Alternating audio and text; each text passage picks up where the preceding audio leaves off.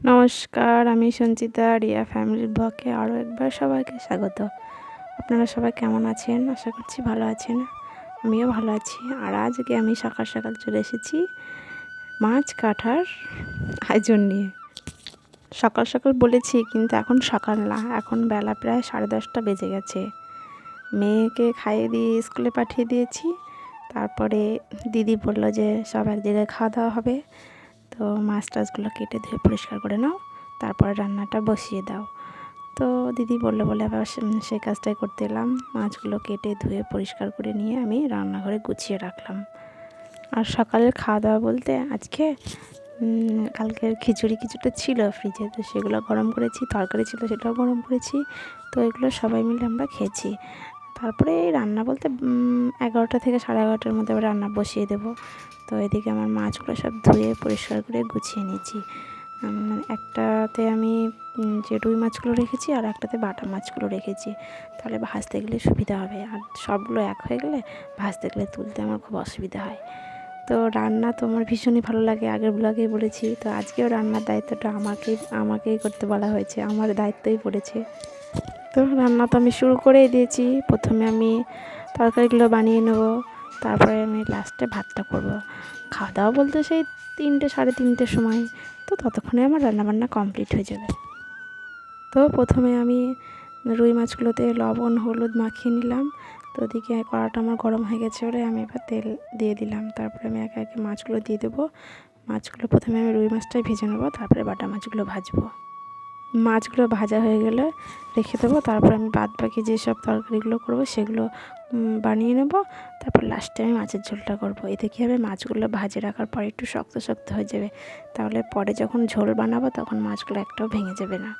তো সেই ভেবেই আমি মাছের ঝোলটা লাস্টে বানাবো। তো প্রথমে আমি ডাল করার জন্য রেডি হচ্ছে। এই যে ডাল অলরেডি বসিয়ে দিয়েছি, আর তার আগে আমি আলু ভাজা আর ছিম ভাজা করে নিয়েছি। তো শুনেছি আবার চৈত্র মাস পড়ে গেলে নাকি আবার ছিম খেতে নেই। তাই দিদি বলল যে ছিমগুলো আছে সব ভেজে ফেলো, নাহলে পরে তো ফেলে দিতে হবে। তো ভেজে ফেলে সবাই একটা খাওয়া হয়ে যাবে। তো ওই জন্য ছিমগুলো ভাজা করে নিয়েছি। তো আমার মাছের ঝোলে আলু দিয়ে আলুটা একটু কষিয়ে নিয়ে জল ঢেলে দিয়েছি। তারপরে একে একে মাছগুলো আমি দিয়ে দেবো।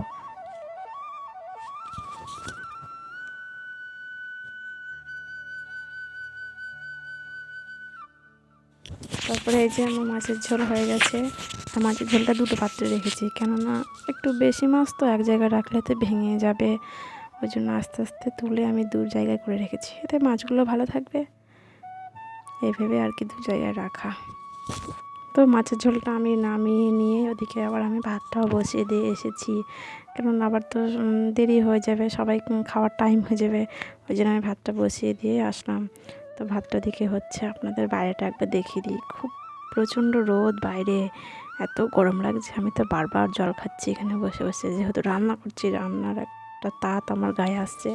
তো রান্না বান্না সেরে আমি স্নান দান করে ঘরে চলে এসেছি। আর ওদিকে মেয়ে ছেলে সবাই বাড়ি চলে এসেছে। কালকে যেহেতু ওরা স্কুলে যায়নি, তো আজকে তো যাবেই, শোনেনি কথা, স্কুল চলেও গেছিলো। তো ওরা আবার স্কুল থেকে চলেও এসেছে। একদিন স্কুল কামাই করা মানে আমার মেয়ের কাছে বিশাল ব্যাপার। ও কোনো দিনও স্কুল কামাই করতে চায় না। মানে এত ঝড় বৃষ্টি জল হলে ও বাড়ির কাছে স্কুল বলে ও টুক করে স্নান করে স্কুলে চলে যাবে। তো তারপরে ও স্কুল থেকে বাড়ি চলে এসে ও আর ওর দিদি দুজনে একটু খেলছে। সবাই খাওয়া দাওয়া করছে ওদিকে, আর ওরা বলে একটু পরে খাবে। তো আমি আমার গোপুসোনাকে সেবাটা দিয়ে নিই। আর গোপুসোনাকে সেবা দেওয়ার আগে আমি মাথাটা হাসড়ে নিয়ে চুল বেঁধে নিয়ে সিঁদুর পরে নিয়ে রেডি হয়ে গেছি। তো তারপরে এই যে গোপুসোনাকে সেবা আমার দেওয়া হয়ে গেছে।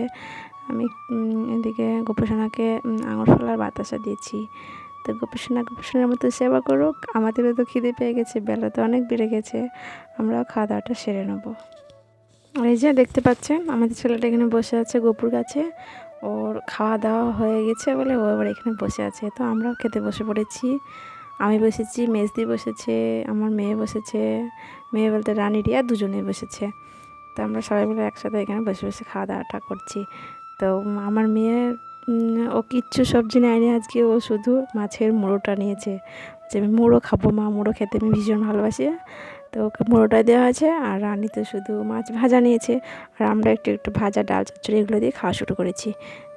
আর শেষ দিয়ে একে একে আমাদের খাবারগুলো দিয়ে যাচ্ছে। তাহলে আমরা খাওয়া দাওয়াটা সেরে নিই।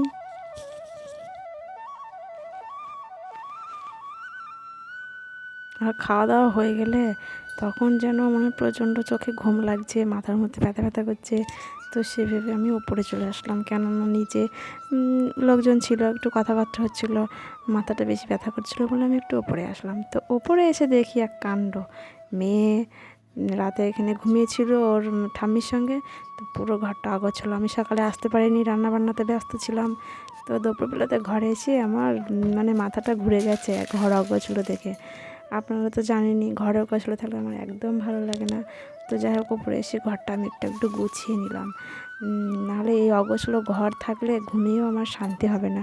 তো ওই জন্য আগে আমি ঘরটা গুছিয়ে নিলাম, তারপরে একটু রেস্ট নিয়ে নিলাম, তাহলে একটু শান্তি মতো আমি ঘুমোতে পারবো এই ভেবে।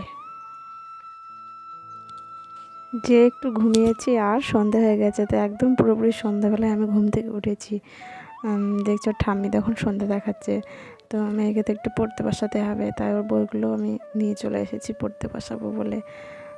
আর তাছাড়াও জামা কাপড় বাইরে রোদে দেওয়া ছিল, সেগুলো সন্ধ্যাবেলাতেই তুললাম। এই যে ও এত চেঞ্জ করেছে বারবার পুজোর দিন, এই একটা আলমারির থেকে বার করছে, তারপরে 1 ঘন্টা বাদে আর একটা বার করছে। তো এইভাবে 3-4টে জামা হয়ে গেছে। তো সেগুলো সব আমি কেচে রোদে দিয়েছিলাম, শুকিয়েও গেছে। তো এগুলো এবার আমি আলমারিতে তুলে নেব। আর ওই যে কি ঘুম থেকে উঠে শরীরটা যেন একদম ক্লান্ত বেশি লাগছে। ঘুমানোর আগে এরকম ছিল না, কিন্তু ঘুম থেকে উঠে শরীরটা যেন ম্যাচ ম্যাচ করছে। সে অন্যরকম ভাব, মনে হচ্ছে যেন আবার ঘুমিয়ে পড়ি এরকম একটা ফিলিংস। গরমের ভাব চলে আসলে মনে হয় এরকমটাই হয়। যাই হোক বন্ধুরা, ব্লগটি আজকে আমি এখানে শেষ করছি। ভালো লাগলে অবশ্যই লাইক, শেয়ার, কমেন্ট আর সাবস্ক্রাইব করতে একদম ভুলবেন না। Good night.